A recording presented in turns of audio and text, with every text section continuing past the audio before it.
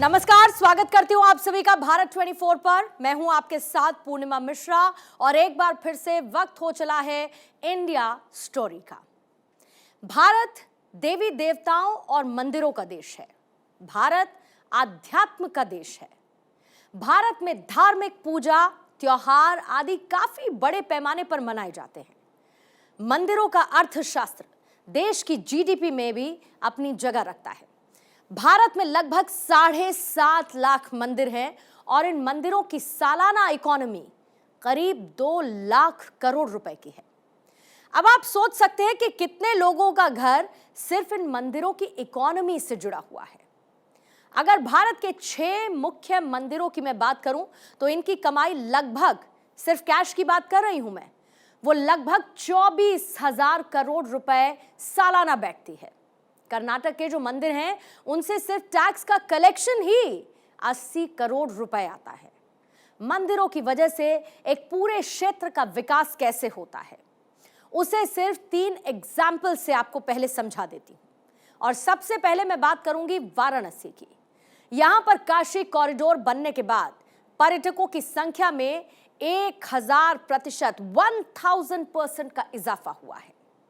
दूसरी बात करूंगी उज्जैन की। उज्जैन का महाकाल कॉरिडोर, यहां पर 1786% पर्यटक बढ़े हैं। तीसरी बात चार धाम की होगी, जो कि केदारनाथ का रेनोवेशन हुआ है। वहां पर पर्यटकों की संख्या करीब 100% बढ़ गई है। समझे आप? पर्यटकों की संख्या बढ़ने का मतलब है कि अगर कोई वहां पर पहुंचेगा तो माला भी खरीदेगा, मिठाई खरीदेगा, तरह तरह के सामान खरीदेगा, यानी कि प्रसाद लेगा, होटल में भी रुकेगा और खाना पीना भी खाएगा। और इन सब का फायदा किसको होगा? मंदिर के आसपास रहने वाले लोगों का।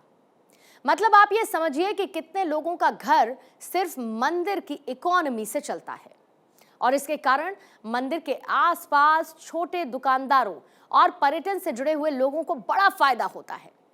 हर छोटे बड़े मंदिर की वजह से आसपास लगी हुई दुकानें, वहां पर लगी हुई स्टॉल्स और उन पर बिकने वाले हर छोटे बड़े सामान के निर्माण और मंदिर आने जाने वाले श्रद्धालुओं के परिवहन के काम में लगे हुए अनेक लोगों को डायरेक्ट और इनडायरेक्ट रोजगार भी मिलता है। ये जवाब उन लोगों के लिए है जो ये कहते हैं कि भाई मंदिर ना बनाकर ये बनवा दो, वो बनवा दो। तो आप ये समझिए कि मंदिर सिर्फ आस्था का विषय या आस्था का केंद्र नहीं है। मंदिर से एक पूरा शहर चलता है, उसकी इकोनॉमी चलती है, उसका व्यवसाय चलता है। मंदिर से एक पूरा क्षेत्र जाना जाता है और उसका विकास होता है।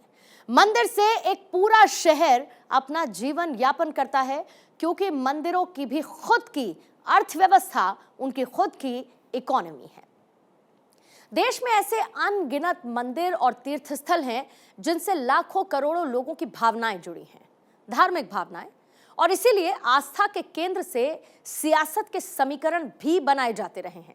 लेकिन आस्था और राजनीति के साथ साथ तीर्थ स्थानों का एक अर्थशास्त्र भी होता है। और ऐसे में हमारे हिंदुस्तान में मंदिरों का अर्थ विज्ञान क्या कहता है, इकोनॉमी पर इसका कितना असर है, आपको बारीकी के साथ बताएंगे आज की इंडिया स्टोरी में। हर हर महादेव, नमः पार्वती पते। अयोध्या से कैसे घूमेगा अर्थव्यवस्था का पहिया?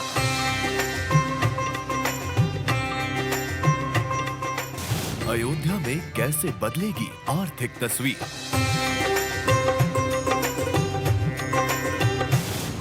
भारत में आस्था का अर्थशास्त्र।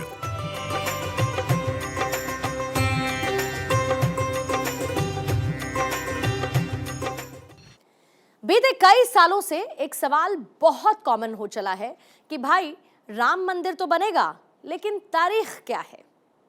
तारीख का यह सवाल सियासत की दुनिया में खूब तैरता रहा कि मंदिर तो बनाएंगे लेकिन तारीख नहीं बताएंगे। लेकिन अब इसका जवाब मिल चुका है। मंदिर में रामलला की प्राण प्रतिष्ठा की तारीख आ चुकी है और तारीख है 22 जनवरी। इस तारीख को देखते हुए भक्तों की भीड़ राम मंदिर के उद्घाटन के दिन वहां पर उपस्थित रहने के लिए, रामलला की प्राण प्रतिष्ठा को सामने से देखने के लिए बड़ी संख्या में ऑनलाइन बुकिंग करा रही है। इसका नतीजा यह है कि वहां के होटल्स के 80% कमरे पहले ही रिजर्व हो चुके हैं और कमरों का किराया भी बढ़ता जा रहा है। होटल मालिक ये कह रहे हैं कि 22 जनवरी को ओपनिंग होने की वजह से कई पर्यटकों ने उनसे एक दिन पहले यानी कि 21 से 23 जनवरी तक के लिए होटल बुक करा लिए हैं। वहीं अगर आप अयोध्या बीते कई सालों से नहीं गए हैं तो आपको जरूर जाना चाहिए। आप एक अलग ही माहौल महसूस करेंगे, एक अलग ही भावना, एक शांति वहां पर महसूस करेंगे और वो माहौल आपको ये सटीक समझा पाएगा कि अयोध्या अब क्या बन चुकी है। राम मंदिर के निर्माण ने अयोध्या का किस तरीके से आर्थिक श्रृंगार किया है, आपको ये वहां पर पहुंचकर समझ आ जाएगा। वहीं पर फिलहाल अगर पॉइंटर्स में मैं आपको बताऊं तो अयोध्या में हॉस्पिटैलिटी के नए युग की शुरुआत हो चुकी है। अयोध्या में एक बड़ी टेंट सिटी तैयार की जा रही है। ग्रीन फील्ड टाउनशिप प्रोजेक्ट समेत कई ऐसे प्रोजेक्ट्स हैं जिनकी शुरुआत अयोध्या में हो चुकी है। इस साल जनवरी में हुए इन्वेस्टर्स समिट में 19,000 करोड़ के एमओयू यानी कि मेमोरेंडम ऑफ अंडरस्टैंडिंग पर दस्तखत हुए हैं। अयोध्या में जमीन के दाम 12 से 20% तक बढ़ चुके हैं। ये आपने भी महसूस किया होगा। शायद आपने भी कोशिश की होगी कि अयोध्या में आप एक जमीन का टुकड़ा ले लें और वहां के जमीन के रेट्स इतने ज्यादा हाई हो चुके हैं। जो जमीन 4 साल पहले 1,000 रुपए प्रति वर्ग फुट में आसानी से मिल जाती थी, वही जमीन आज 12,000 रुपए प्रति वर्ग फुट में मिल रही है। 14 कोसी परिक्रमा के आसपास 1350 वर्ग फीट जमीन की कीमत 4 लाख से बढ़कर 65 लाख रुपए हो चुकी है। आपने बिल्कुल गलत नहीं सुना, यह कीमत 4 लाख से बढ़कर 65 लाख रुपए हो चुकी है। रिंग रोड के पास जमीन की कीमतें 20 गुना तक बढ़ चुकी हैं। अयोध्या में रियल एस्टेट अपने बूम पर है। यह तो हुई अयोध्या की बात। अयोध्या को आंकड़ों में समझेंगे तो चाहते हुए भी उतना नहीं समझ पाएंगे और इसीलिए आंकड़ों से परे हम ये कहते हैं कि आपको अयोध्या जाना चाहिए। आप एक बहुत भव्य बदलाव को महसूस कर पाएंगे अयोध्या की धरती पर कदम रखने के साथ ही। फिलहाल अपने टॉपिक पर वापस आते हैं और हम आपको आस्था से अर्थव्यवस्था का जो रोड मैप है उसको हम आपको समझा रहे हैं। इसे आप ऐसे समझिए कि मंदिर और जो बाकी तीर्थ स्थल हैं वहां से मंदिरों को रोजगार मिलता है, पर्यटन को बढ़ावा मिलता है। ये तो आपने महसूस भी किया होगा। लेकिन मंदिरों के इकोनॉमिक स्ट्रक्चर को थोड़ा सा डीपली समझने की कोशिश करेंगे तो ये तस्वीर और ज्यादा बड़ी होती चली जाएगी। तब हमें ये समझ में आता है कि तीर्थ स्थल किस तरीके से देश के विकास के पहिए को घुमाने का काम करते हैं, उसकी रीढ़ की हड्डी बनते हैं। अब आप जरा मंदिरों का अर्थशास्त्र भी समझ लीजिए। जीडीपी में धार्मिक यात्राओं की हिस्सेदारी करीब 2.32% रही है। इसका मतलब यह है कि सिर्फ धार्मिक यात्रा करने वाले लोग ही जीडीपी में करीब 2.5% का हिस्सा देते हैं। यानी कि जो लोग ट्रेन से यात्रा करते हैं, बस से ट्रैवल करते हैं या फिर प्लेन से यात्रा करते हैं या जो भी खर्चा करते हैं, वो खर्चा ही हमारी जीडीपी का 2.32% है। यात्रा से इतना है तो मंदिर की इकोनॉमी क्या ही होती होगी, आप समझ सकते हैं। लेकिन फिर भी आपको मैं समझाने की कोशिश करती हूं कि भारत में मंदिरों की इकोनॉमी लगभग 3.02 लाख करोड़ रुपए की है। ये आंकड़े बहुत महत्वपूर्ण हैं क्योंकि हमारे भारत में करीब 55% हिंदू धार्मिक यात्राएं करते हैं। मतलब एक बहुत बड़ी पॉपुलेशन धार्मिक यात्रा कर रही है। ये दुनिया में एक सबसे बड़ा फिगर है। इसको आप ऐसे समझिए, दुनिया के कई देशों की जितनी जनसंख्या भी नहीं है, जितनी पॉपुलेशन नहीं है, उतने लोग भारत में धार्मिक यात्राएं कर रहे हैं। आप जरा कंपैरिजन करके देखिए।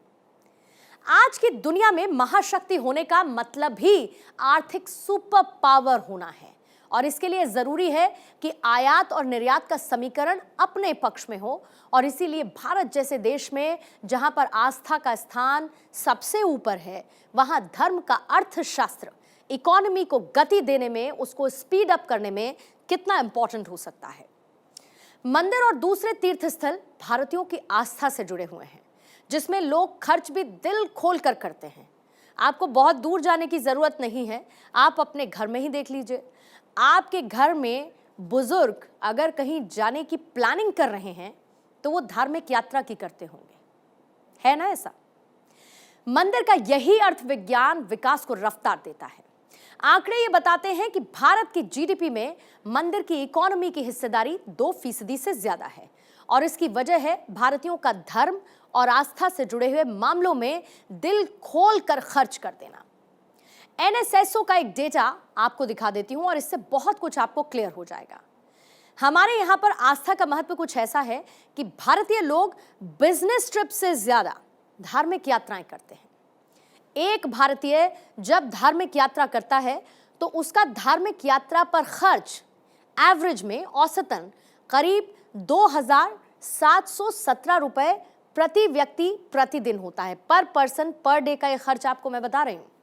वहीं भारत में एक व्यक्ति अपनी सामाजिक यात्रा के दौरान 1,068 रुपए प्रतिदिन खर्च करता है। अगर आप शैक्षणिक यात्रा का आंकड़ा देखेंगे तो यह खर्च है 2,286 रुपए प्रतिदिन के हिसाब से। तो ये तो हो गई पर पर्सन पर डे की बात। अब इसको थोड़ा सा ब्रॉडर स्केल पर लेकर जाते हैं। पर ईयर कलेक्शन, यानी कि साल के हिसाब से जो कमाई होती है उसके हिसाब से आप इसको समझिए। धार्मिक यात्रा पर खर्च होता है 1,316 करोड़ रुपए प्रतिदिन। धार्मिक यात्रा पर सालाना खर्च होता है 4.74 लाख करोड़ रुपए और धार्मिक यात्रा की जीडीपी में जो हिस्सेदारी होती है वो है 2.32% की। मंदिरों की भव्यता से इन आंकड़ों की भव्यता भी डायरेक्टली जुड़ी हुई है। ये कोई पूर्णिमा मिश्रा का आकलन वाला डेटा नहीं है, बल्कि एनएसएसओ का डेटा है और ये आंकड़े साफ करते हैं कि भारतीय लोग बिजनेस ट्रिप से ज्यादा तीर्थाटन करते हैं और एजुकेशन पर्पस के लिए की जाने वाली यात्रा से ज्यादा खर्च तीर्थ यात्रा पर करते हैं। और प्रधानमंत्री नरेंद्र मोदी खर्च के इसी पैटर्न को देश की अर्थव्यवस्था से जोड़ने की कोशिश लगातार कर रहे हैं। धार्मिक यात्राओं पर भारतीयों के इसी खर्च को देखते हुए सरकार धार्मिक यात्राओं को बढ़ाने की जी तोड़ कोशिश कर रही है।